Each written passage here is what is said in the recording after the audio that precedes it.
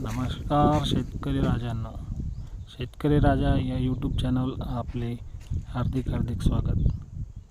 हा पहिला व्हिडिओ आहे जो आपण ऑडिओमध्ये घेत आहे। तुम्हाला जी दिसत आहे तूर ती चारूची आहे, अंकुर चारू। या व्हरायटीमध्ये जनरली लांब तोर लागतात आणि लांब तोरांमध्ये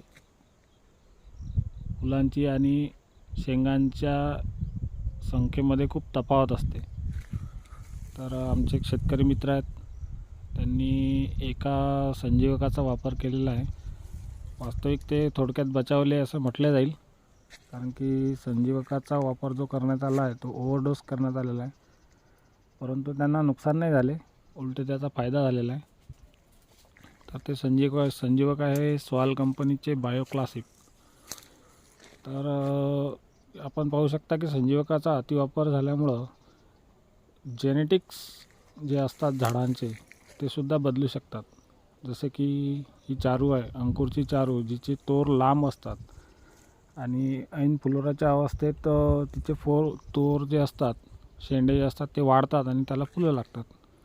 पण या ठिकाणी थोडं संजीवकाचा अतिवापर झाल्यामुळं ॲक्च्युली एकरी 40 मिलीचा डोस आहे, त्यांनी 40 मिलीच्या वर मारलेला आहे।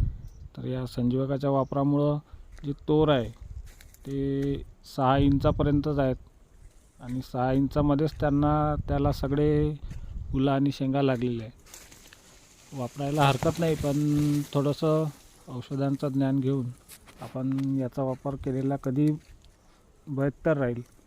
कारण की जर याच ठिकाणी जर जास्त पाऊस पडलेला असता किंवा फुलोरा अवस्थेत पाऊस पडला असता तर झाडांना परत फुलं येण्याची शक्यता खूप कमी राहते, कारण की झाड स्वतःची शक्ती ही संपवून टाकते।